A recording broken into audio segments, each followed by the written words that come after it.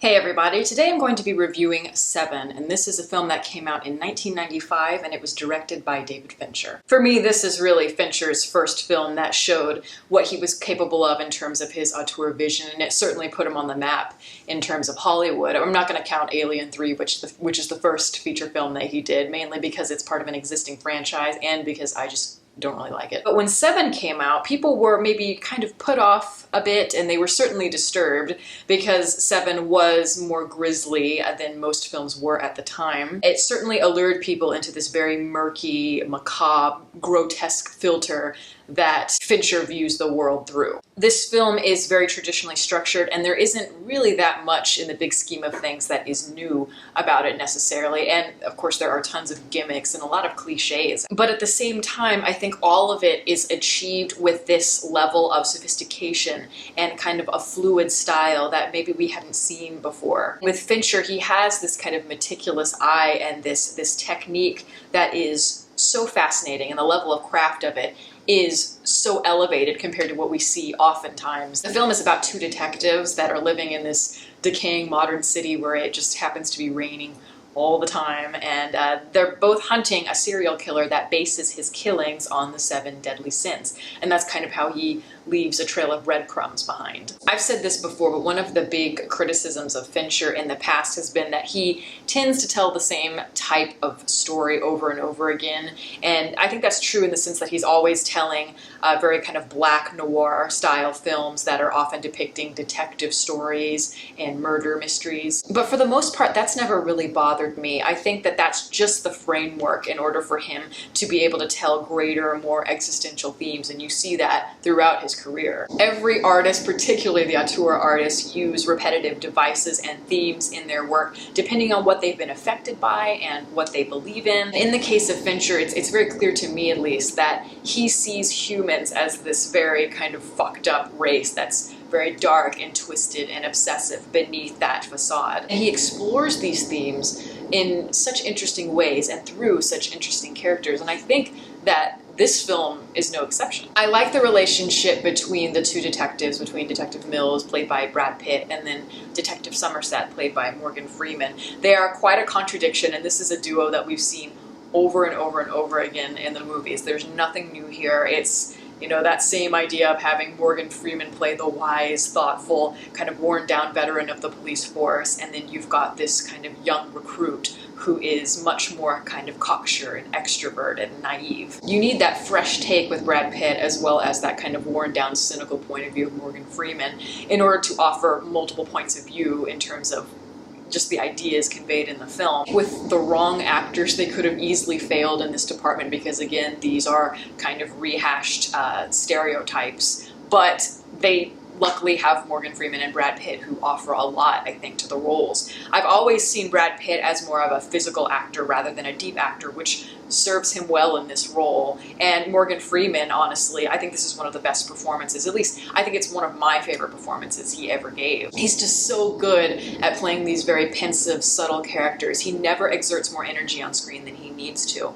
And that's part of his appeal. And this is before he became really famous for playing that type of role and then started kind of rehashing it and becoming a parody of himself. The film does border on being one note. It is kind of monotonous, but I like the fact that, again, you know, you have somebody as wonderful as Morgan Freeman to give the film that much more depth, but I also love the addition of Gwyneth Paltrow. She gives the film a lot of that pathos that it needed and that intimacy. The nuances that she adds, and also being a female, she provides that balance between this kind of very masculine, grim world that most of the rest of the film is. She creates that pathos that brings the two characters of Somerset and Mills together on an emotional level, and obviously in the third act of the film, you find out that she's a very important part of the puzzle. I tend to like the scenes that aren't necessarily central to the plot. They're more kind of between the carnage. Scenes like the scene where Freeman and Pitt are in the car and they're asking each other, have you ever pulled your gun? Have you ever had to use your gun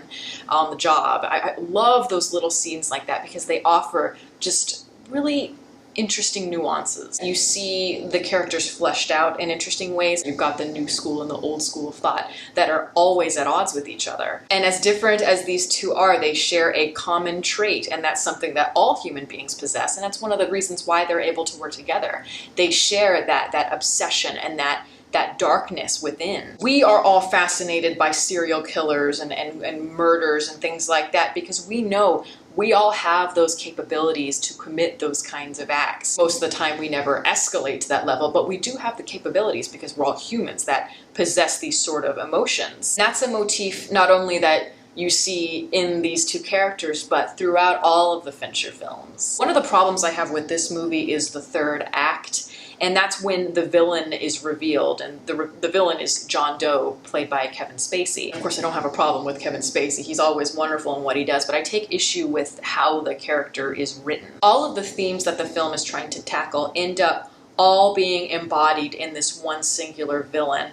And to me, it's kind of that neat and tidy archetype of evil, and I wish that they had been able to explore it with more dimension. Even though the final sequence to me is really well done, it's very entertaining, and the way that they build tension is pretty extraordinary. But I just don't get as much out of it as I wish I did because I'm not left with much to ponder. It's mostly laid out for me. This is kind of what we like to call expository dialogue, when you have characters saying, why are you doing this? What are you planning in the future? And blah, blah, blah. It's all laid out for you. And the way that the John Doe character feels the need to explain himself and his motivations to the point where there's very little for the audience to ponder. That's what makes the script less mature. It seems to me more like a Bob Kane comic book where you have very obvious archetypes. Nothing wrong with that, but it's a different type of style. Seven, I think, would have been great actually as a graphic novel, and that's one of the reasons why I think Fincher should have been the one to do the Batman reboot instead of Christopher Nolan, but that's another video subject entirely. My favorite film that Fincher ever did is, coincidentally, I think his most